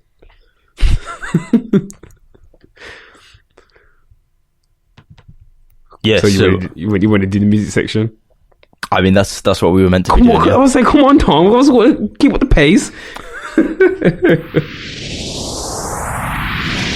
Bridging the gap between music and gaming. 808s and Joysticks.com. New albums. Interesting new albums this week, actually. Hollywood's Bleeding by Post Malone. I'm gonna need your thoughts on this still, because like I like some songs out there, but I was just thinking, Post, where are you going down this pop lane? Like, what you have to do this for? You didn't need to do this. You were a big fan last time. I was a big fan of like some of the songs he's come out so far, but like, what's this pop lane that he's going down though, Tom? I need you to make it make sense for me, because I don't like that kind of stuff. So why is he doing it? Because it gets that streaming. God, it's just not good though. Like, I just don't like that. You know what I'm talking about, man. Like, you know that kind of generic, not generic, but like that poppy sound. You know exactly what I'm talking about. Just why did he have to throw in like a couple of those kind of songs in there? Like, he just, gosh. For the charts. I didn't think Post was going to do it. Do you know what I'm saying? It's still a solid album, really. It's not his best album, in my opinion. Nah, it's not. I still think Stoney is up there. Like, I still think Stoney is his best album. Yeah, I think that was a perfect edition. Yeah, the Deluxe edition for sure. But it was a nice blend of like genres on that album. As I said, Beer Bongs and Bentley, I felt like was a little bit too like anthem-y, like for me. Like, it was a bit too much. Like, he was trying to make songs for like arenas and stuff. Like, definitely for like tours. Like, he was like trying to make it sound like real festively. And I was like, I'm not really feeling that. And then like this new one, like he kind of returned to form on some of the songs. And I was like, yeah, this is kind of dark. Like, I like how like he's doing some of the content, some of the beats on this. And then just in some areas, just goes to this like pop lane. And I'm just like, oh man, like I forgot like Post Malone is like one of the biggest like artists right now. Like, so he has to do these kind of things. And it was just kind of just like a little bit weird, in my opinion. I don't know how like I really felt about it, and I just thought to ask you because you're like the Post Malone stan. So yeah, what's your take on it? It's not my favorite album from him, but I will listen to it. I have listened to it, but I have listened to it like quite a few times as well. Like, again, it's not like I haven't listened to it. There's not much that I resonate with it so far, but I was the same with Beer Bongs and Bentleys, but I feel like this album would take me a little bit longer than that. So each album it's taken slightly longer to resonate with it. But you know, my little cousin did say that she didn't think that this was his best album either. So there are people out there that don't like what he's doing at the moment. So it, you know, maybe the next time it'll call for some change. But see, and how old is your like younger cousin? 17. See, 17-year-old saying like that's not Post Malone's best work. You know, like something ain't up. Like something's not adding up here. Like that is like really. I don't know, man. Post like he like that. I wouldn't expect that. Like us at 17 was like, yeah, like Post is hard. Like, you know what I mean? Like, I just felt like he's not losing his edge, but like I felt like he's fallen. He might have fallen into like the third album slump a little bit. You know, it's a bit hard sometimes, like being on your third project and being a relatively new artist still, because it's a lot of content that you've like put out in a short space of time. I feel like Post needs like to take some time away and maybe experiment, maybe drop a loose project to kind of like, you know, feed back into that kind of like other lane that he still has that like is really works for him, and then he can still give you like the whole concept album as well. Like, I don't know what he really wants to do on here, but like I feel like maybe we might revisit this album again and give some more thoughts back on the album again. We've done that before with a few other albums because we are running out of time here, so we're just gonna go down on the list a bit more. Well, I want to say two new debuts here. One from Birmingham-based Mahalia, Love and Compromise. I've listened to this full album. It's a very good album, actually. Very good debut album. Yes.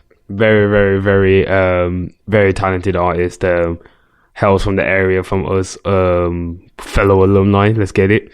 And no, let's not get it. Like, I really don't align with that. But it's cool to see somebody that like we know, like, or like we've seen around, like make it this far, like really far. So it's just nice to see that, like, you know, people can really make their dreams come true or whatever. Like, no matter where you from at, like, you can make it work. It's hard work though, like, but you make it work though. The other thing is, it is a really, really good album. Like, I'm not even, I'm not biased towards that. No bias, no bullshit. It's a very good project. Like, so go peep that. Either way, like, she's killing it right now. And very, very, very, like, it's a very cool thing to see. Like, this is like one of the first things, like, it's probably hard to like really explain because unless you like know someone who's like blew up, like, not literally. So, Not I literally, just but want to like, point that out. but like, no, like you know, but to see the come up though, it's weird. So yeah, it's real. It's kind of the same as like I guess people who have seen Georgia Smith, who's also someone that's like closely around our area. Even though I've never seen Georgia Smith around, some people are just like dumbfounded at the fact that like she's so famous now. So, and she's from Warsaw, which is a very, very small area near Birmingham and Wolverhampton. Yeah, they do say if you're born in Warsaw, it's hard to get out. They don't know what that means. They don't say that, so don't say things like that. Joe, you're gonna get us beaten up, you know. Why would we even say stuff like that? Joe, we ain't got no smoke for anyone in Warsaw. I don't even know why Tom's saying that, because he's acting like he's gonna be the one to back the stuff. He ain't backing the stuff. So I have friends in Warsaw. I've got friends in Warsaw. Let's not even start with this. Like, I've got friends in Warsaw. We have friends in Warsaw. We do. Not like we're not saying that they're gonna start a gang war or anything. I'm just saying we have friends in Warsaw. Like, just our friends are in Warsaw. We do have friends in Warsaw. Shout out to Callum and Cam, and my man where he's at as well. My man. I don't even remember his name. Anyway, alright, what's good? H2O. Okay album. Yeah, I don't know. Like, I feel like they rushed this out because like he was kind of hot right now, so they were like, "Hey, I don't understand the hype around it that much." Yeah, I don't like all these girls really like him. I'm just like, it just looks painfully average to me. Like, he raps okay. Sounds like every man from Manchester, really. But yeah, don't get me wrong. Like, he's cool. He is good, but I wouldn't say that he's one of the most talented people to come out in that. He's not in the game in a while. Like, he's not. He ain't Devlin. Yo, Devlin had bars. Nah, Devlin did have bars still. I ain't even gonna front on Devlin. Devlin's hard. Devlin's actually like the UK Eminem. Like, he's probably like the hardest. He's very hard. Talking about Devlin, Professor Green released an EP this week. It's not on this list though, so moving on. It's not on this list though, but moving on. Why even bring it up there? We shouldn't even give him any shine. Fucking Professor Green. I hate that guy. I remember like trying to make some kind of like documentary about he's from the ends. I'm like, what are you talking about, Professor Green? What are you talking about? Yeah, I have respect for my man back in the day. Anyway, just be good to Green. Yeah, but then he got married to that Made in Chelsea. We're really going off topic here. Let's just get back on because we're running out of time so badly. Mafia album is coming out on Friday, the 13th. Peggy's about to drop you. All my heroes are cornballs. Bleep out explicitive here. Peggy's about to drop. Beep. So you better be ready. Because it's going to be hard. I can't wait. Like, I just know it's going to be so hard. IDK had a project as well. Very, very, really good. It's got Burna Boy on there. It's got Tyler the Creator conversation on there where he talks about God. It's really, really good project. I suggest you listen to that, Tom, and anybody out there also listen to that project if you want to get into a really good rap project. Another really good rap project as well. More experimental side from the Awful Records squad, even if they are Awful Records anymore, who knows.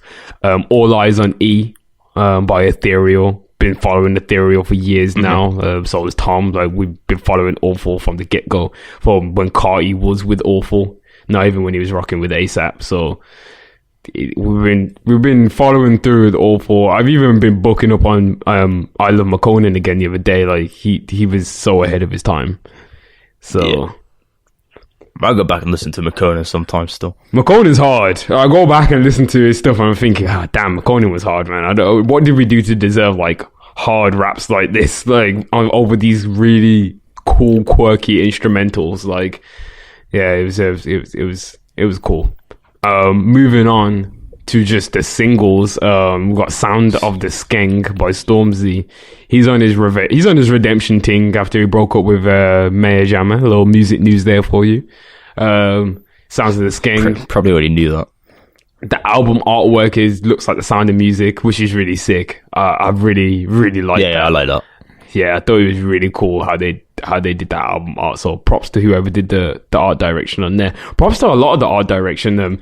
The Post Malone cover was cool. Mahalia's cover was really cool. H's cover looks like, I don't even know what that looks like. That literally looks like someone. I ain't giving that props. That literally looks like someone did that on Photoshop like within 5 minutes. It seems like we're really hating on H. We're not. Like, I like H. I really supported H from the start. Like, Wait was a really good single. I thought he was really cool coming out. We like to try and put on English. I put an H track on the playlist this week from his album. Yeah, like we're not hating on H. I do like the album, but I just think it's not the best album that's come out. I just think that because he's got a hype around him, like I thought, like they really pushed the album out. Like, how did he just have an album out of nowhere? Do you know what I mean? Like, that's not something that happens to everyone. Right? Like, you just happen to be dropping a debut album as well. You know, it seems a little bit funny. Yeah, anyway, as carrying on. Strange by Celeste. Holy Terrain by FKA Twigs featuring Future. La La La, Black Coffee and Usher. Wow, Black Coffee and Usher. Yeah. Weird song though, very poppy. I'll have to check that out. 2 Commas by Pooh Bear. Not that Pooh Bear, different Pooh Bear. Thor by Push Baby. This Push Baby person's hard. I had to add a couple of their songs and stuff. It's really, really hard. Take Me to the Light by Francis and the Lights, featuring Bon Iver and Kanye West. I have not listened to this song yet, but Francis and the Lights is always doing low-key collabs with Bon Iver and Kanye. Like, they get the Kanye and Bon Iver feature every project without fail. Yeah, this I listened to this and I just thought it was with Bon Iver, right? And I was listening to it and I was like, it's a really good song. And then I listened to it again, I was like, hang on, I recognise that voice. I was like, who's that? And I was like, oh shit, it's Kanye. Like, but really good song, really, really good song. I'm a big fan of Francis and the Lights and Bon Iver and Kanye, and like all three together, they make really good music. Always do. For sure. Yeah, I do need to get to that song because I like those. It's on the weekly playlist. Yeah, from last week. Go check out the weekly playlist right now. It's on Spotify and Apple Music. Just search 808's weekly playlist into the search bar, and you should be able to find that and all the other archives one. Don't follow the collection one for now. It's under construction. There's a lot of things that have happened with that collection playlist that need to be fixed. Nah, I still follow it because you get a lot of variety on this. Yeah, you get a lot of variety, but just know that isn't fully updated to the maximum. We need to. There's a lot of tracks missing from it due to Spotify and Apple Music removing and adding and redoing tracks, especially Drake. He's notorious for that. Yeah, Drake also had I wasn't finished doing the singles. Just running out of time. The Laydown with Dram featuring Her and What. Yeah, another single off E2 by Ethereal again. Drake also announced a Top Boy soundtrack. Has a really big track list. It's gonna have his Behind Bars freestyle as a bonus track on the end. Kanye also announced the album. Well, Kim did. Jesus is King. Apparently dropping on the 27th of September. I see it when I believe it. I believe it when I see it. Apparently Yandy was dropping. But... Well, Yandy has dropped. Moving on. Just a quick 2 tributes. Anybody who was affected by the Hurricane Dorian. I heard it affected a lot of people in the Caribbean. I have family in the Caribbean. Also on the southeast coast of America and in the Atlantic of Canada. Apparently it was hit quite bad as well. Mm-hmm. So just, prayers and condolences to anyone that was like affected by the hurricane. And, it's just horrible. It's just like, that's just the world, in it. Like, it's just a horrific thing that you all you can do is just try and do your best to be prepared for things like that.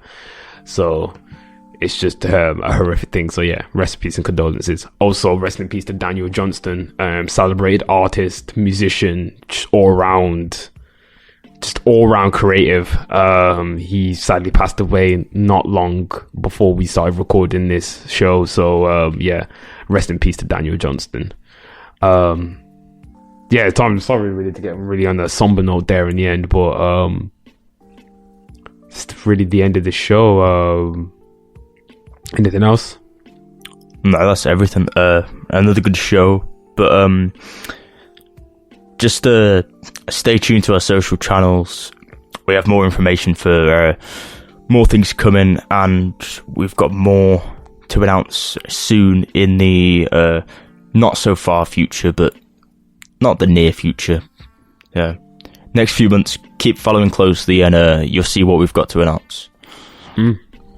Yeah, okay. Well, that's 808s.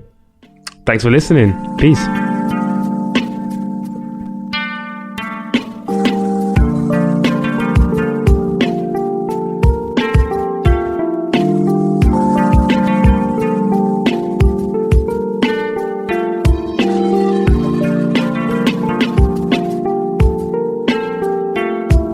Eight 808s and Joysticks with Tom Stone and Tyrell Hayward Brown.